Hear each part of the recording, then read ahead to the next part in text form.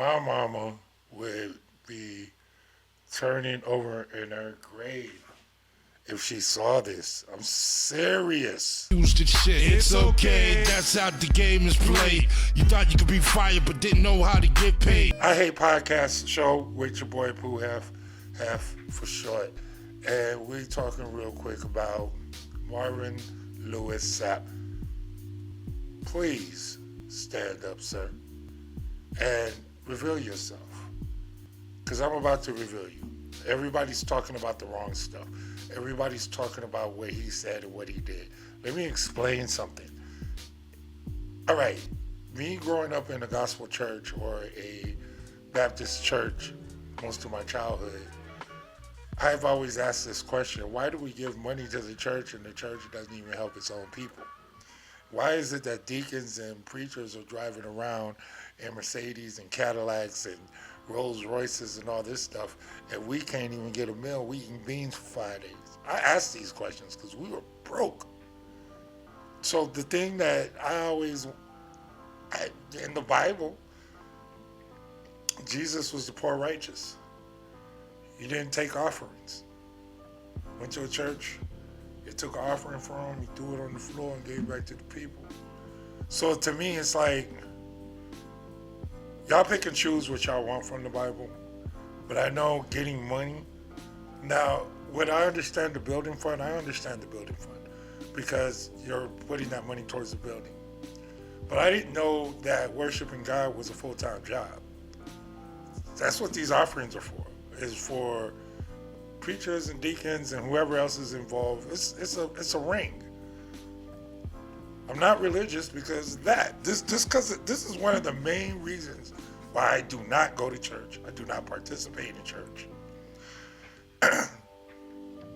We're not going to go into the religion and politics of this, but let me explain something. Marvin Sapp was a gospel singer back in the 90s. He was part of a group called The Commissioned. Only reason why I knew who that was because of my mother. Again, my mother was a devout Christian. She used to be a Baptist, and then she switched to, I think, Pentecostal or something like that. But here's the thing. My man's from Michigan.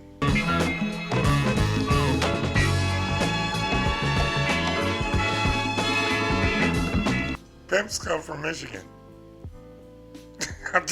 I love Michigan. I love Detroit. But y'all are raw out there. Y'all are for real. Y'all are for real deal. Most of them hailed from Mississippi, moved up to Michigan, because of the car industry and stuff. But I'm just giving you a little bit of background of like who he was.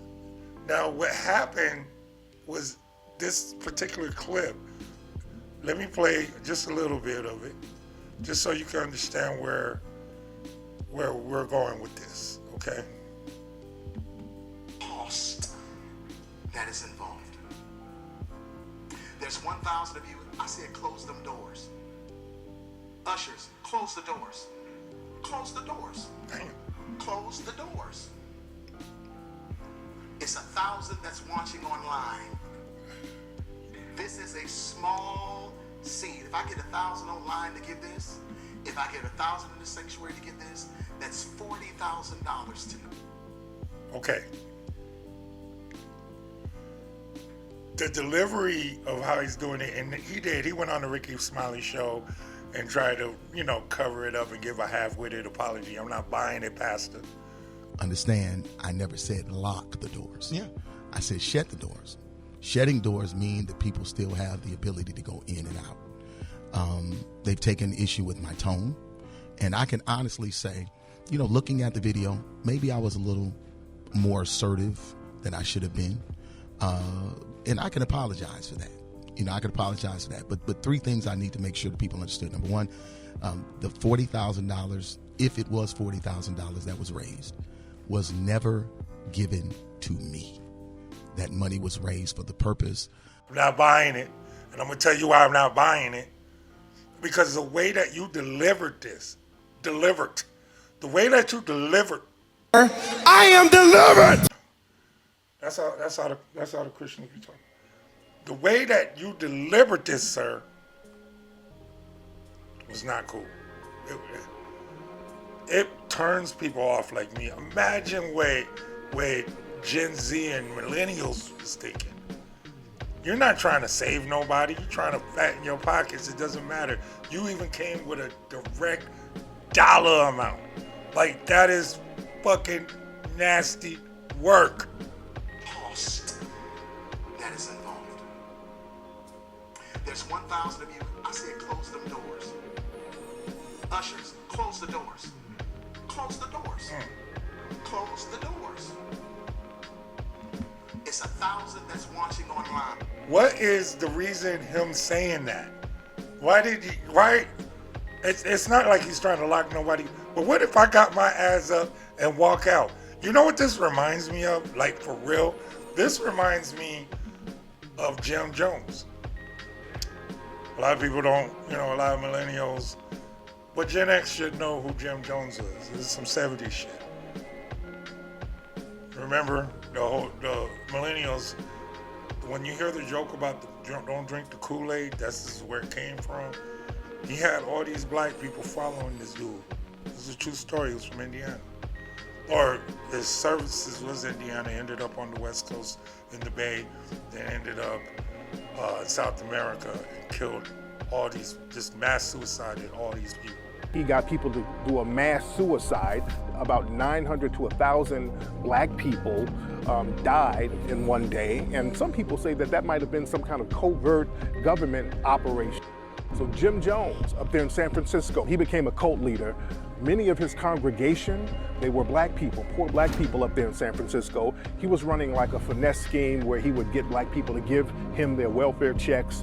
So black people were looking at him as a white Jesus type of figure. So he finessed everybody to go down there to Guyana.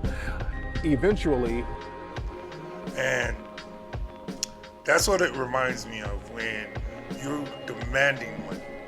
You're demanding money. You're not asking for help. You're not, like, I would respect you, sir, if you would have sat up there and said you had a car payment. I would respect that. I would respect you if you told me your house was being foreclosed. But I guarantee you your house is nice. Cost that is involved. There's 1,000 of you. I said close them doors. Ushers, close the doors. Close the doors. Close the doors. It's 1,000 that's watching online. This is a small seed. If I get 1,000 online to give this, if I get 1,000 in the sanctuary to give this, that's $40,000 tonight. Now, everyone up here, we've all sold and seeded, but I need everyone standing up here with us, with me, to plant a seed of $100. Because again, it costs to sit up here. And this is what I need you to do. If you're giving electronically, or even if you're giving tangibly, I'm gonna have y'all come to the altar and give it, because I need to see 1,000 people moving. Bring them baskets. I want the baskets up here. I want to see the folk. Y'all start moving. Y'all can bring it right now. Come. 1,000 people need to give $20. 1,000 people need to give $20. 1,000 people online need to give $20. This is easy, saints. And they understand the cost.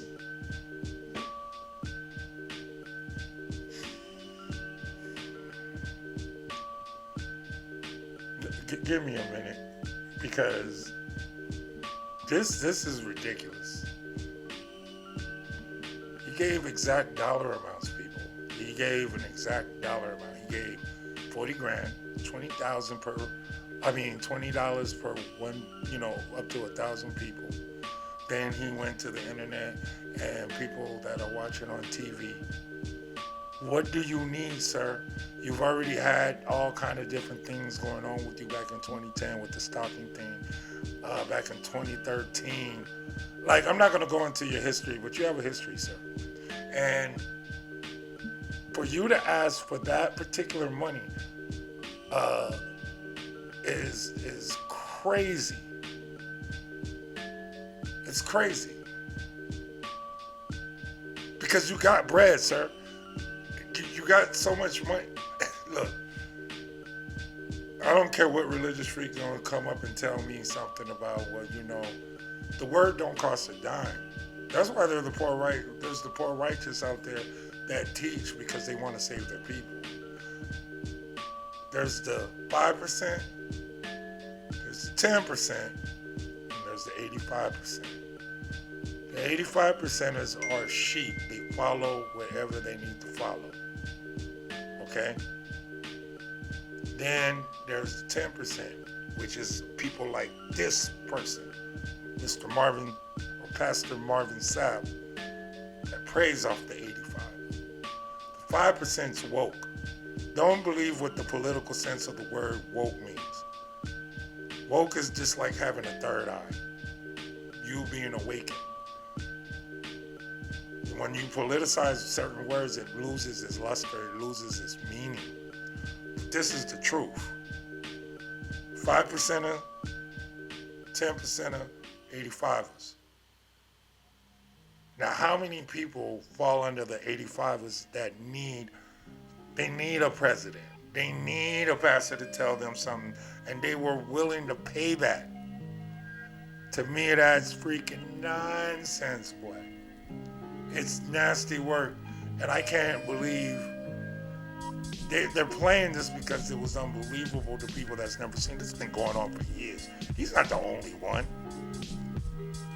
There's gangs of preachers that are out there that profit off of suffering.